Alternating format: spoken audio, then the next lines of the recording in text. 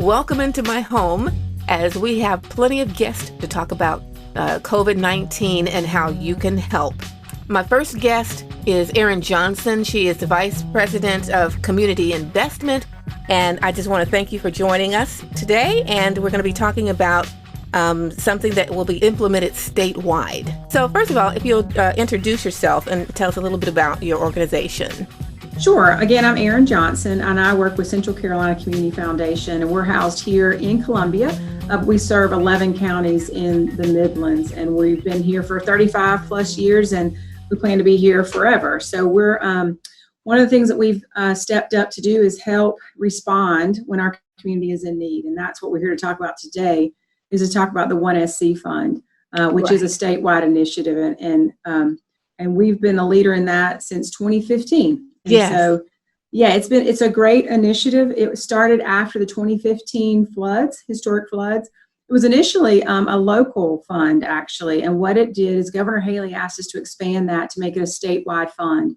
And since 2015, it's been a statewide fund that has people from all over the country have donated to. And we have a grant committee that is made up of leaders from around our state that represent all corners of our state. Mm-hmm. And they award grants that impact the local level. And really, historically, it's been used for hurricanes, because that's how our state's been impacted over the last few years. So it's been responding to the historic floods. It responded to Hurricane Matthew and again to Hurricane Florence. And to date, we've distributed over $5.2 million to get people back into safe, secure, and sanitary housing. That's been our goal. And over 2,400 people have gotten back into their homes, and over 20,000 people have gotten food, shelter, basic needs through this grant. But now it's a little bit different. As you know, we're encountering a whole new disaster to our state. You know what? But because of forward thinking, back in 2015, we can be prepared to put something in place for this unprecedented event. Right. If there is some silver lining, it's that our state is lucky that we already have this infrastructure in place. And Governor McMaster supported us opening this fund back up. And we have since raised over $1.7 million already in the last 2 weeks. But we need more, because all 46 counties of our state are being impacted by this disaster. Historically, it's just been a few counties, right, that have been hit by a hurricane or something. But this is a statewide disaster that really is going to require some innovation in how we approach this. All right. So what you're asking people to do is to donate funds to the 1SC Fund. Yeah, well, we're asking for a few things, right? We're asking people to donate to the fund because every little bit helps. Again, every citizen, every resident of our state is being impacted by this. So every little bit will help.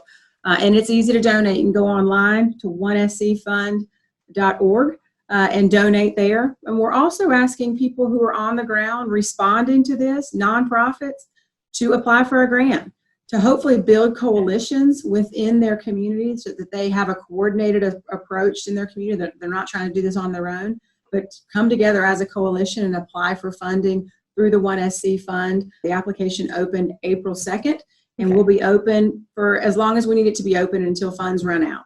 Okay. Now, you have some additional partners, too, that you're collaborating with. You want to expound on that?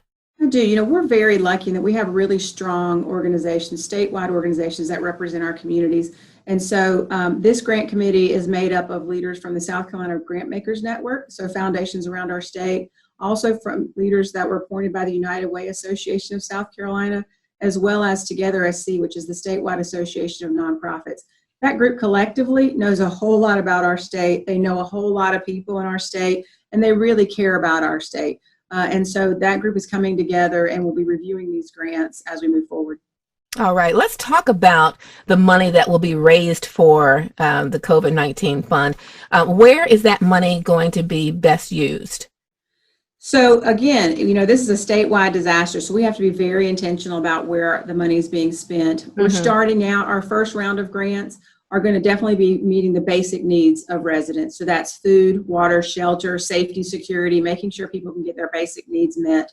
Okay. In fact, the first round of grants that went out went to the food banks that serve all counties of our state. Awesome. So those went out already, and we have the application open now for other organizations doing other basic needs for residents. So that's the first need, that they need to be meeting some basic needs. Second, we're going to make sure that priority is given to organizations that are serving our communities that have less resources than others. So we're intentionally trying to make sure these dollars go into counties that don't have as much funding typically coming to them, and making sure it serves people who are being disproportionately impacted by this crisis.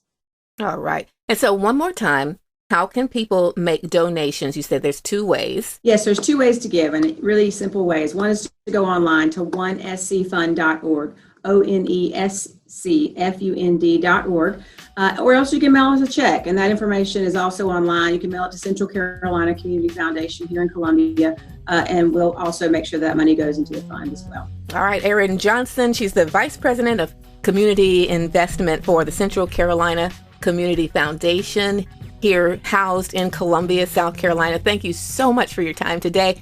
Be safe. Stay well. Yes, wash our hands, right? Yes. Take Thanks care so much now. for having me. My pleasure.